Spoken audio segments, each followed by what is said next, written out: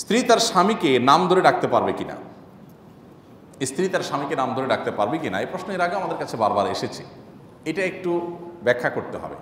আমরা সংক্ষেপে বলি, মৌলিকভাবে একজন স্ত্রী তার স্বামীকে শ্রদ্ধা করবেন এবং সমীহ করবেন, সম্মান প্রদর্শন করে চলবেন। এর কয়েক কারণের এক নম্বর হলো যে সাধারণত স্বামী স্ত্রীর চাইতে বয়সে বড় হয়, আর দ্বিতীয়ত হলো যে আল্লাহ সুবহানাহু ওয়া তাআলা স্বামীকে অভিভাবক করেছেন, দায়িত্বশীল করেছেন। অতএব শৃঙ্খলার প্রয়োজনে একজন অভিভাবক হিসাবে তাকে শ্রদ্ধা এবং সম্মান করবেন একজন স্ত্রী।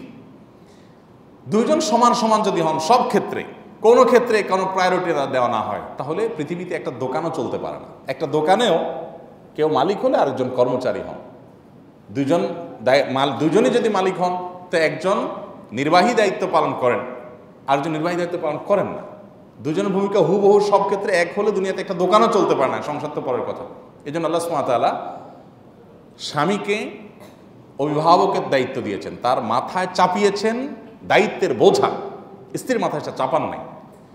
তো একজন স্ত্রী সেই কারণে স্বামীর প্রতি শ্রদ্ধা নিবেদন করবেন। তিনি কাওয়াম, তার সংসারের ভরণ পোষণের দায় দায়িত্ব তার উপরে কীভাবে আনবা তুমি জানো, তোমাকে আনতে হবে, এটা তোমার জিম্মাদারি। এই জন্য স্বামীকে স্ত্রী সম্মান করবেন, এটা মৌলিক কথা। এবার আসুন, সম্মান প্রদর্শনের খেলাফ হবে কিনা যদি নাম ধরে ডাকে। স্ত্রী তার স্বামীকে যদি নাম ধরে ডাকে, তাহলে সম্মানের বিপরীত হবে কিনা, এইটা নির্ভর করে ওরফের উপর। ওরফ বুঝেন? ওরফ মানে সামাজিক প্রচলন। সব সমাজে একে অন্যকে নাম ধরাটা দোষের না। অ্যারাবিয়ান সমাজে, আরবদের সমাজে নাম ধরে ডাকাটা দোষের না। ওখানে ছোটো ভাই বড় ভাইকে, বড় ভাই ছোটো ভাইকে একে অন্যকে নাম ধরে ডাকাডাকি করে, এটা কোনো ব্যাপার না। শুধু সেটা না, মনে করেন একজন শুয়ে আছে, ঘুমায় আছে, তো অ্যারাবিয়ানদের ট্র্যাডিশন হলো পাও দিয়ে এরকম উষ্টা মারবে ডাকার জন্য। আমার দেশে পাও দিয়ে উষ্টা মারলে তো উল্টা ডাবল উষ্টা খাবে, তাই না? যে বেয়াদব কোথাকার ডাকবি, হাত দিয়ে ডাকবি, পাও দিয়ে ডাকলি, তো তাদের এটা দোষের কিছু না, তারা পাও দিয়ে এরকম উষ্টা মারে। আপনি কারো অ্যাটেনশন নিতে চাচ্ছেন, পাও দিয়ে এরকম করে। কারণ আমাদের দেশে তো কারো গায়ে পাও লাগলে আমরা চিন্তা হারিয়ে খবর আছে, তাড়াতাড়ি করে মাপ চাই, তাই না? তো এই জিনিসগুলো প্রচলনের উপর নির্ভর করে। আমি প্রায় সময় বলি, আমি সৌদিতে যখন কাজ করেছি, আমার সহকর্মী ফিলিপাইনিরা ছিল অনেকে আলেম ওলামা। তো ফিলিপাইনিদেরকে দেখতাম, তাদেরকে যদি কোনো কিছু জিজ্ঞাসা করেন আপনি, কথার কথা উপমাস্বরূপ জিজ্ঞেস করলেন আপনি যে তুমি খাইছো কিনা, তো সাধারণত আমরা মাথা নাড়ি, তাই না? মানে মুখে যদি না বলি তাহলে আমরা মানে খাইছি। ইন্ডিয়ানরা কি করে?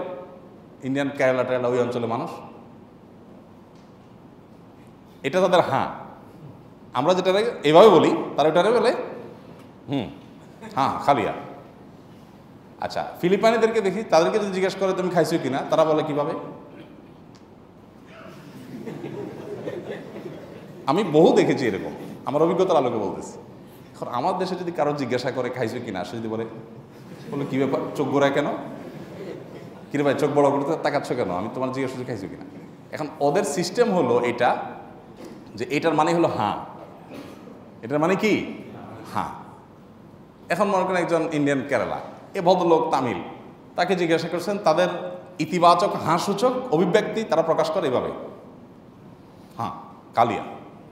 মানে আমাদের দেশে কি এরকম বলে হ্যাঁ খাইছি? বলবেন নাচে কেন? তো এগুলোকে বলা হয় ওরফ, মানে প্রচলন। ওই যে একটা কথা আছে না, এক দেশের গালি আরেক দেশের বুলি। এখন যেখানে যেটা গালি সেখানে সেটা গালি, ওই একই কথা যদি আরেক জায়গায় বুলি হয় তাহলে ওখানে গুনাহ হবে না, ওটা তার বুলি। এবার আসেন, আমাদের সমাজে বড়দেরকে সম্মান প্রদর্শন করতে চায় এমন কাউকে কি নাম ধরে ডাকার ট্র্যাডিশন আছে? নাই। তাহলে আমাদের সমাজে কাউকে সম্মানিত কাউকে নাম ধরে ডাকাটা এটা তার প্রতি অসম্মান, এটা আমাদের ট্র্যাডিশন, এটা আমাদের সামাজিক প্রচলন, ওরফ। অতএব স্ত্রী স্বামীকে শ্রদ্ধা প্রদর্শন করবে, এই শ্রদ্ধা প্রদর্শনটা প্রত্যেক সমাজে ভিন্ন ভিন্নভাবে হবে।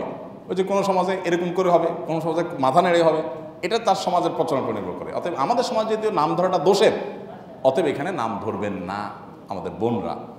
কিন্তু নাম যদি ধরে ডাকেন এবং নিজেদের মধ্যে যদি সে বোঝাপড়া হয়, স্বামী যদি বলেন না আমি এভাবে মানে রিল্যাক্স ফিল করি, তুমি নাম ধরেই বলিও, আমরা একে অন্যকে নাম ধরে ডাকবো, তারা যদি মিয়া বিবি রাজি, তো কে করেগা কাজী, বুঝেন নাই? তারা যদি উভয় সম্মত হয়, যার অধিকার সংরক্ষণ করার জন্য শরীয়ত, সে যদি নিজে ছাড় দেয়, তাহলে শরীয়তের সেখানে কোনো সে নাই।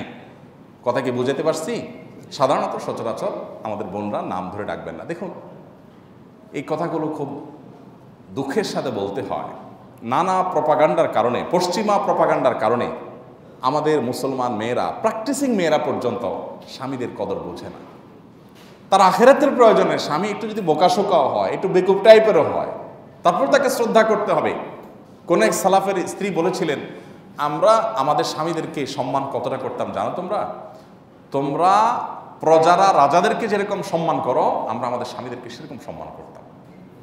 এটা তখনকার কথা। আর এখন কি অবস্থা হয়ে গেছে? অনেক মহিলা আছে নামাজ কালাম পড়ে। এক সালাফ, তার কাছে এক মহিলা গিয়ে অনুযোগ করলেন যে, ওস্তাজ, আমি ইবাদতে কোনো স্বাদ পাই না, নামাজের স্বাদ পাই না, রোজায় স্বাদ পাই না, তেলাওয়াতে তৃপ্তি পাই না, ভালো লাগে না, কিছু ইবাদত করতে ভালো লাগে না। তো উনি জিজ্ঞাসা করলেন, তোমার স্বামীর সাথে তোমার রিলেশনটা কেমন? বউ বলতেছে, ওস্তাজ, আপনি বোধহয় ভুল বুঝছেন, আমি আমার স্বামীর সাথে কোনো সম্পর্ক নিয়ে প্রশ্ন করি না, আমি নামাজ নিয়ে বলছি। তখন এই সালাফ বলছেন যে, আমি তোমার প্রশ্ন বুঝতে পারছি, আমি তোমাকে যেটা বলছি এটার উত্তর দাও। বলছে তার সাথে সম্পর্কটা আছে মোটামুটি, চিকন চিকন না, মোটামুটি।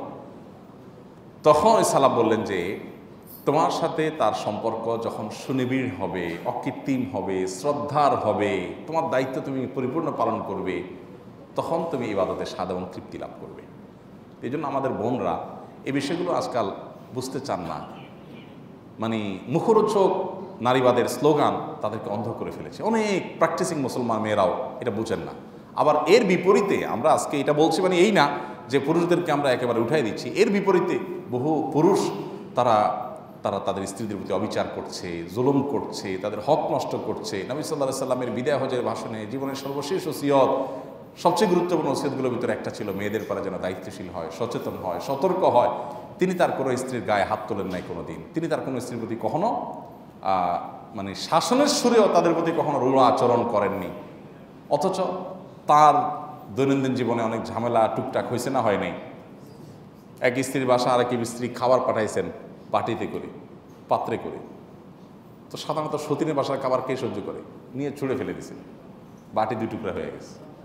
নবী করিম সাল্লাল্লাহু আলাইহি সাল্লাম হাদিসে এরকম কোনো বর্ণনা পাওয়া যায় না যে এসে শাসন করছেন, কি করলা তুমি, এটা কাজ করলা তুমি, তোমার এখন এরকম একটা থাপ্পড় দেওয়া উচিত না, নাউযুবিল্লাহ।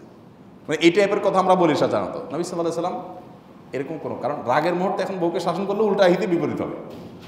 উনি ওই বাটির টুকরাগুলো এনে সেম আরেকটা বাটি ওই কাজের মেয়ের হাতে ধরাই দিয়ে বলছেন, যাও।